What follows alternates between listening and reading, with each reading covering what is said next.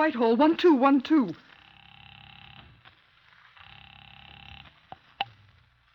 This is Scotland Yard.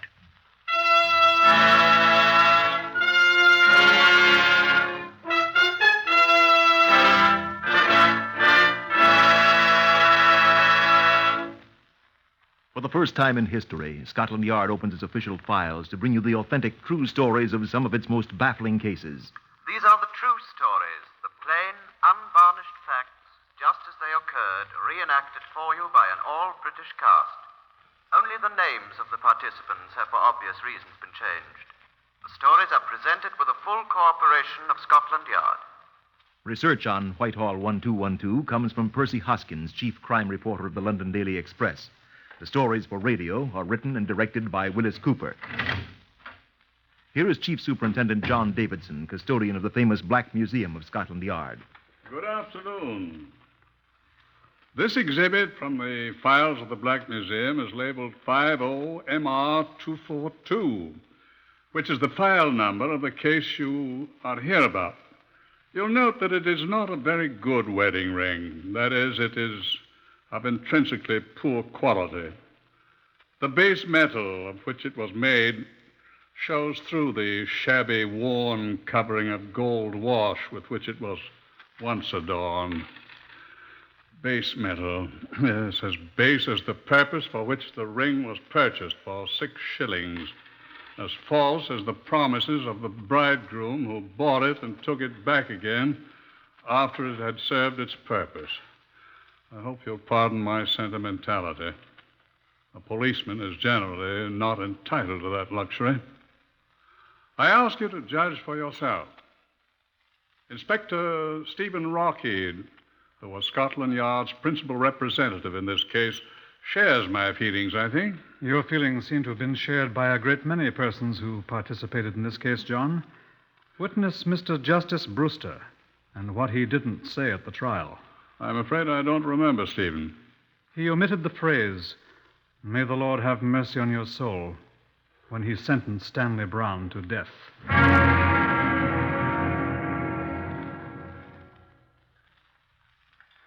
50-242 began for me with what, if it happened in a drama for the wireless, would be described as an incredible coincidence. A letter had been passed to my desk. It had been addressed to Criminal Investigation Department, New Scotland Yard. A letter from a man named Crittenden, living at Aston Clinton in Buckinghamshire. The CID receives dozens of letters of its type daily, and it is our generally tiresome duty to read them all. Whilst I was glancing over it, a visitor was announced. Before he sat down, he laid a 3-days-old copy of the Morning Telegraph on my desk. You're Inspector Rockheed? Yes? My name's Ramsey, Norman Ramsey, formerly of Blackpool, now resident in Shepherd's Bush. Yes? I've been carrying this paper around for 3 days. Why? This article here, sir. This one? Here. Highgate tragedy. Bride drowns in bath. That's the one. What about it, Mr. Ramsey? Well, I've come here because I was a witness to a very similar case 2 years ago. Where, sir? In Blackpool, where I formerly lived. A bride drowned in her bath just 2 days after her wedding. What was her name? Brown. I see.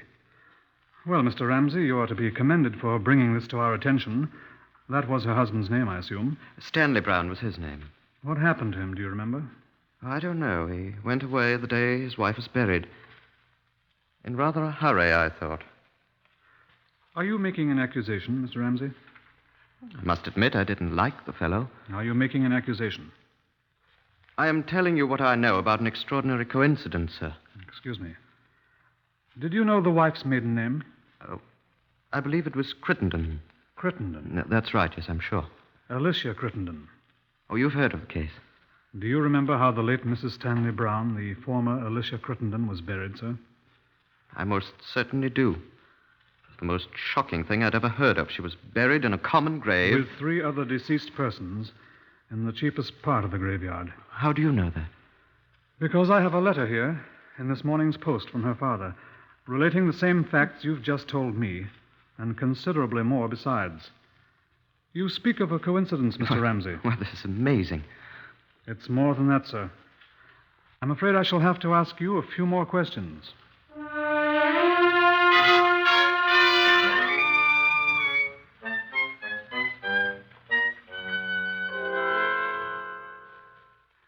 We talked for 2 hours.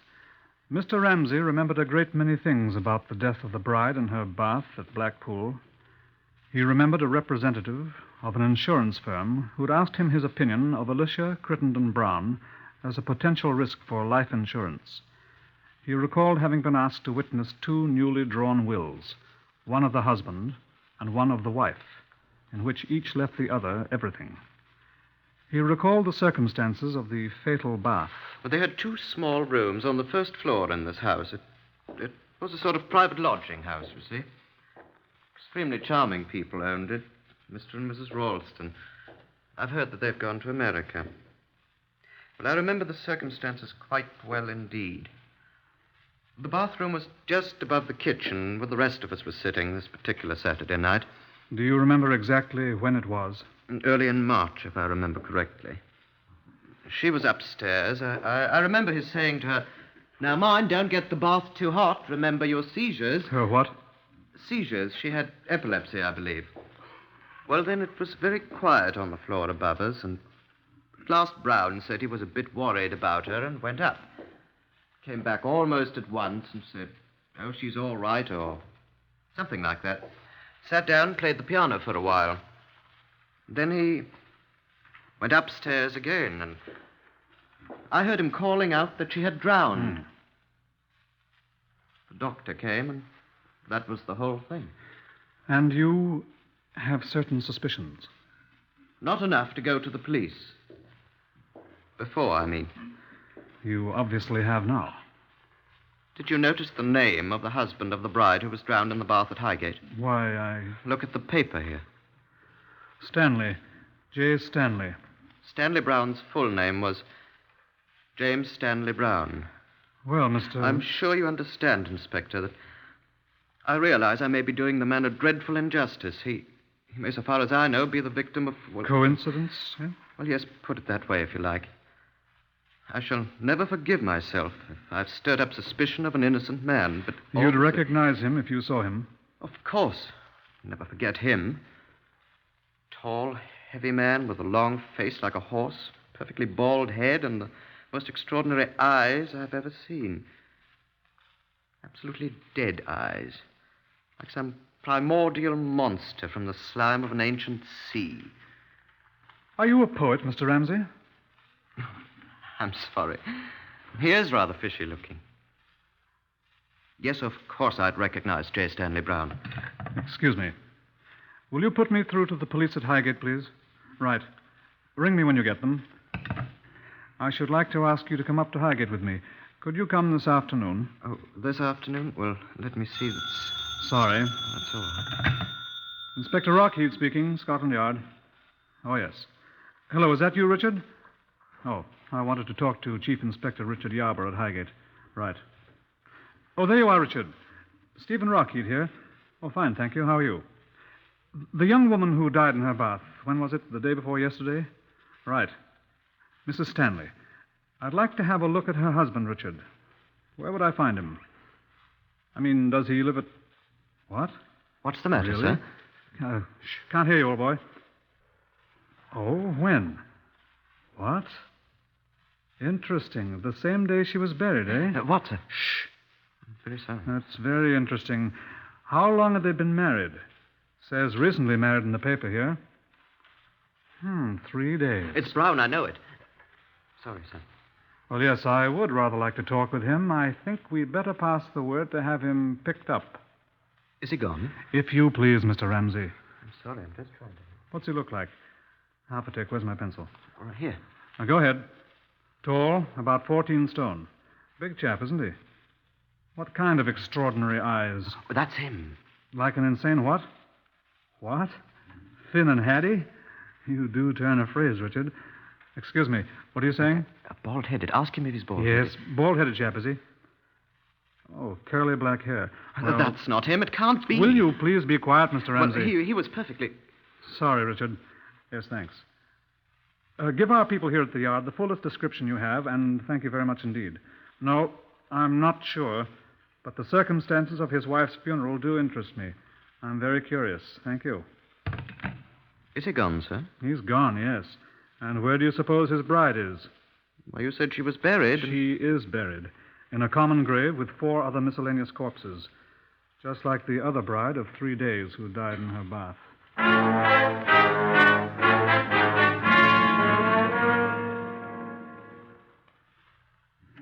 Mr. J. Stanley of Highgate, who bore certain resemblances to Mr. James Stanley Brown of Blackpool, was not to be found. The attending physician at Highgate, who'd signed the death certificate for the drowned bride, told us that she had visited him the afternoon of the fatal bath. He had given her some powders for what she described as a migraine headache, which was sometimes, she said, so severe that she had fainted from the pain. The powders had not been unsealed when the body was found, although the husband had told him that his bride had complained of a nagging headache immediately before her bath. You certified her death, of course, as from natural causes, I asked the doctor. I did, sir.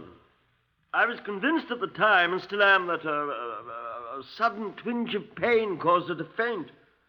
She slipped down in the bath until her head was under water, and she drowned before aid could reach her. She was naturally alone in the bathroom, sir.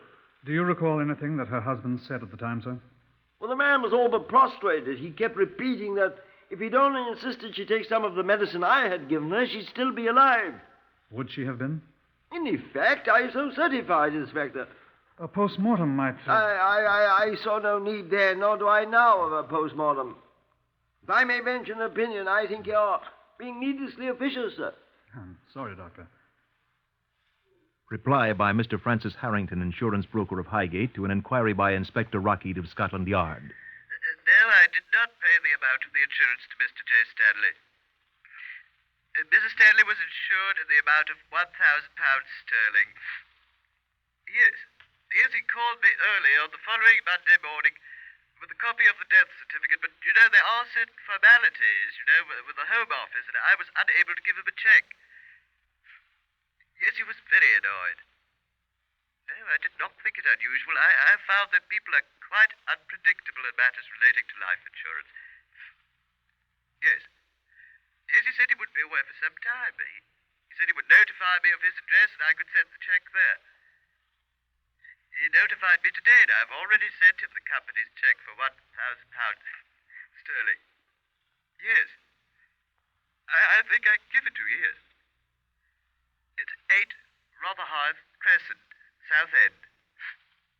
You're quite welcome, sir. An inquiry at 8 Rotherhithe Crescent, Southend, disclosed the fact that this was an accommodation address. Stanley had picked up his check, canceled his arrangements for receiving mail, and gone away from there, leaving no forwarding address. I was having a plate of cold roast beef with John Davison, the Black Museum man. He was a superintendent then. In the course of our meal, I told him the sequence of events. John finished his roast beef in silence. What do you think, John? I asked. A little too well done for me, I'm afraid. What? I like my roast beef rare. Wasn't that what you were talking about? You know quite well I wasn't, John. Say, pass those pickles if you're not going to eat them, will you? Mm-hmm. Well? Excellent pickles. Why, if you're asking about the story of the brides in the bath, Stephen... I am. Well, I'm forcefully reminded of a biblical quotation. The wicked flee when no man pursueth. That's Proverbs 28, first verse. We're pursuing this fella. Yeah, but he doesn't know it. As far as he knows, no man is pursuing him. Yes, but he... And he's obviously fleeing. Therefore, he must be wicked. QED. On the face of things, these two deaths are coincidences, John. Oh, it's quite possible. We don't even know it's the same man. Bald-headed men don't suddenly grow curly black hair. Well, sometimes they wear wigs. Yeah, I'd thought of that. Have to find him to prove it. Say, any more beer in that jug? Thank you. No, I don't think you're going about finding him in the right way, Stephen. Do you have any suggestion, then? Say, no more of that beer, I suppose. That's a pity. Why, I think if I were doing it, I'd take my cue from that proverb I just quoted. Well? I'd give the wicked something to flee from. He just might flee right into your arms. Perhaps you'll tell me how to do that one. Of course. Well, I'd dig up those girls' bodies and let Henry Bernard, the pathologist, have a look at them. Can't say I envy him. One of them's been dead a year or more, hasn't she? 2 years. Poor Henry. Well, at least he could tell you whether the chap's really wicked or not. If he is, then cry havoc and let slip the dogs of war. And Julius Caesar, Act 3, Scene 1.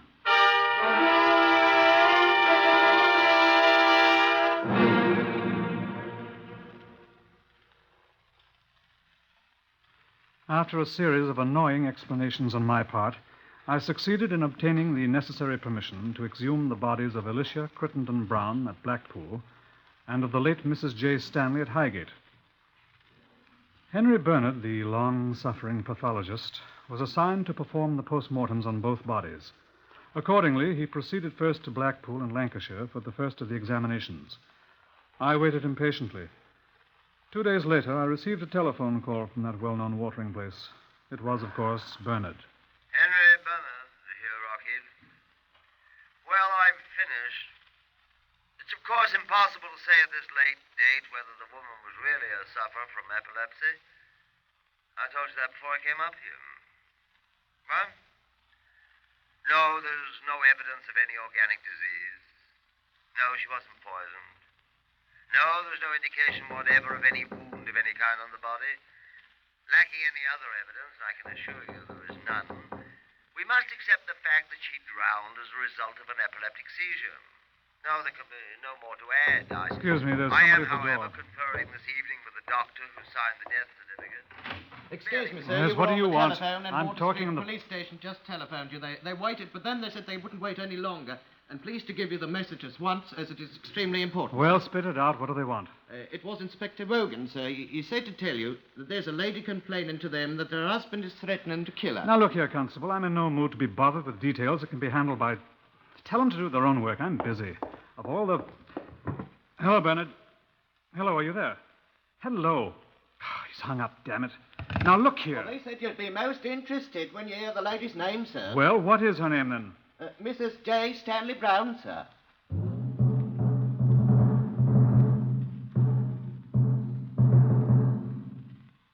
I hurried at once to Wardour Street, where Mrs. Marigold Brown, the alleged wife of the vanishing J. Stanley Brown, had come to report the threat in her life.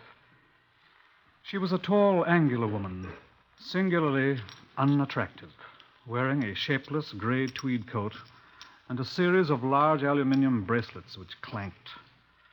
She sat stiffly in an uncomfortable chair and answered my questions quietly. Yes. We've been married for 11 years, Stanley and I. You could, of course, produce your marriage certificate, Mrs. Brown. I have it at home. Mr. Brown and you live together? He's away a great deal. I'm alone for several months at a time. Where does he go? His business takes him to various parts of the country. What is his business, Mrs. Brown? I'm afraid I don't know. Does he... He doesn't give me much money. When he's away, I generally go into service. I'm considered quite a good housemaid. Do you know what your husband does when he's away from home? I think he deals in second-hand goods in various places. Do you hear from him when he's away? He sends me picture postcards.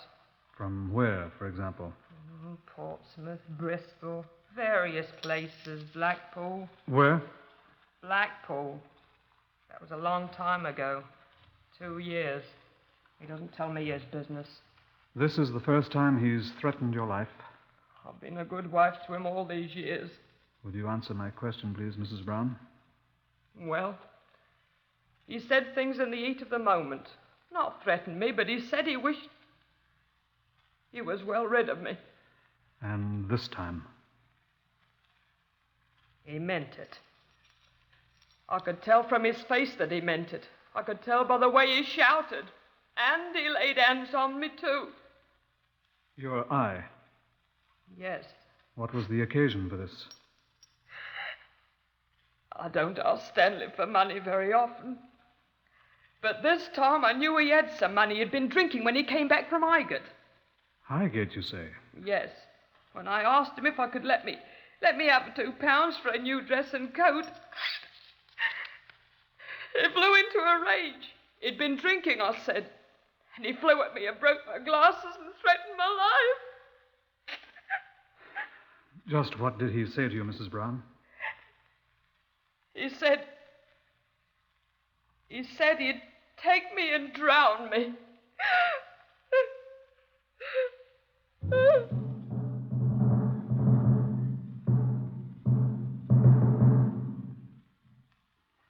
Police stations throughout England were advised that Scotland Yard wanted J. Stanley Brown, not merely for questioning, as we would have had to say before his poor shabby wife made her complaint. Now he was wanted for a violation of the Summary Justice Act of 1879, threatening a breach of the King's peace, which is felony. The questioning would come later. Henry Bernard, the pathologist, had left Blackpool and gone to Highgate for the post-mortem on the second bride. I came to the mortuary at his request. This is my assistant, Miss Littlejohn, Inspector Rockhead. How do you do, Miss Littlejohn? Nice to know you, sir. Thank you very much. I found out something, Inspector. Come over here, please. Dead bodies don't bother you, I hope. Oh, no. I've brought the last Mrs. Stanley, he called himself at Highgate, didn't he? Stanley, yes. Mm-hmm. Well, there's nothing at all I could discover on the one at Blackpool. But this one is much more recent, you see. A little more than a week. Yes.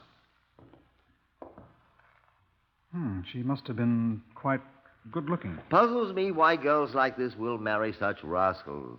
I understand he's hideous. So we hear. Well, what did you find to show me? Well, I'll get to it in a second. First, though, the bride at Blackpool. She didn't have any epilepsy. I thought you said you couldn't be sure. I can be sure of one thing. Look, I've had a bathtub brought in here. Where? Oh, there. Well, what's Now, that? be patient, be patient. This is exactly the same type of bathtub in which the woman at Blackpool was drowned. And by another of those coincidences you're so fond of, also the same as the one at Highgate. I've seen them both. Now I'm going to show you something. Miss Littlejohn. Yes, sir. Oh, I hope that water isn't cold. You've had it filled? Of course. Now, Miss Littlejohn, if you'll take off your clothes. It's all right, Inspector. I've got a bathing suit under my smock. Oh, no, you didn't think... Take off your shoes, Miss Littlejohn. Oh, yeah. All right. Now get in the tub. I feel most awfully silly. You'd feel sillier without your bathing suit. Get in, please. Yes, sir. Oh, I thought you said this was warm. Sit down. Oh. Now, the first reaction in an epileptic seizure is a sudden stiffening of the muscles, especially of the legs. Miss Littlejohn will now stretch out her legs sharply. Observe. If you please, Miss Littlejohn. Oh, not this? Uh-huh.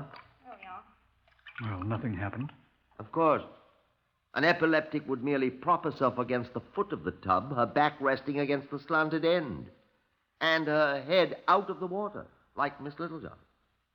She's wedged in there. But if her legs were relaxed...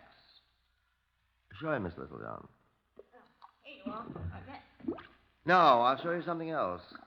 Step around here to the end of the tub. Now, be careful now. Take off your coat.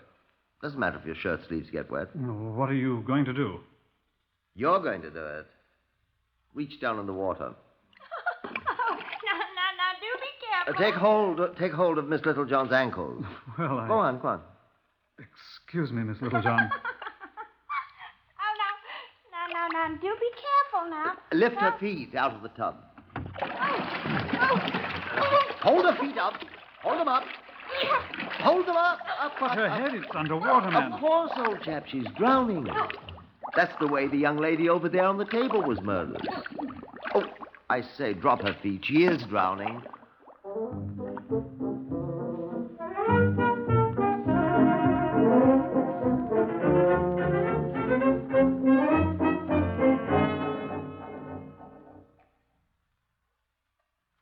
I would not recommend that you try that trick with a friend. It took artificial respiration to revive Miss Littlejohn.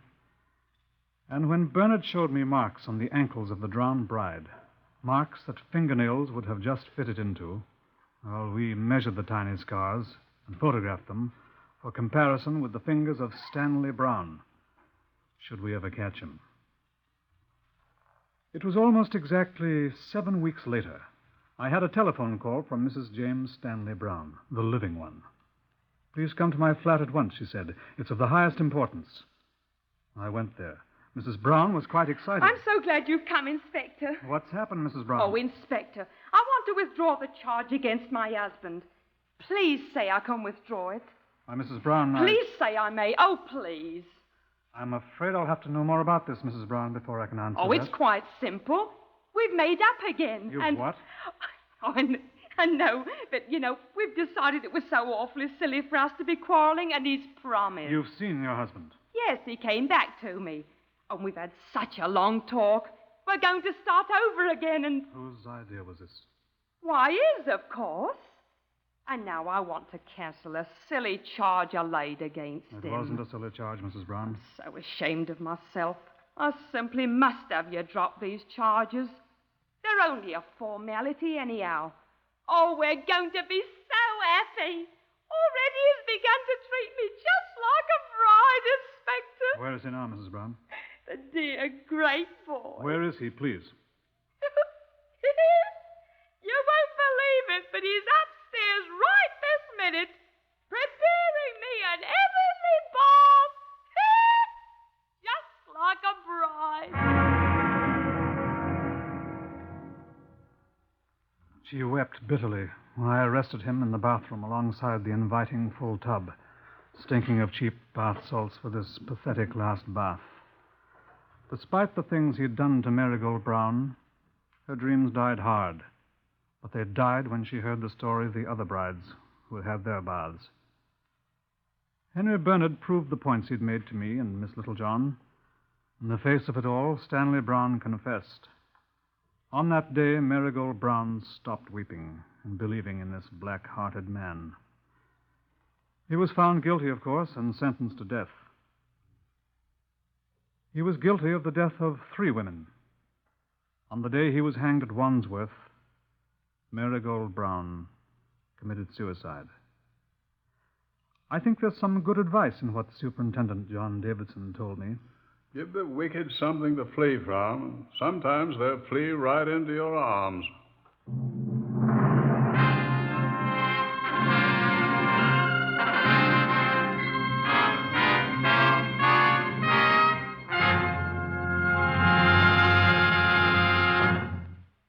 You have heard another in the series Whitehall 1212. Research is from Percy Hoskins of the London Daily Express. Among those heard in today's story of Scotland Yard case number 50MR242 were Harvey Hayes, Winston Ross, Horace Braham, Lester Fletcher, Patricia Courtley, and Beulah Garrick. The stories for radio are written and directed by Willis Cooper.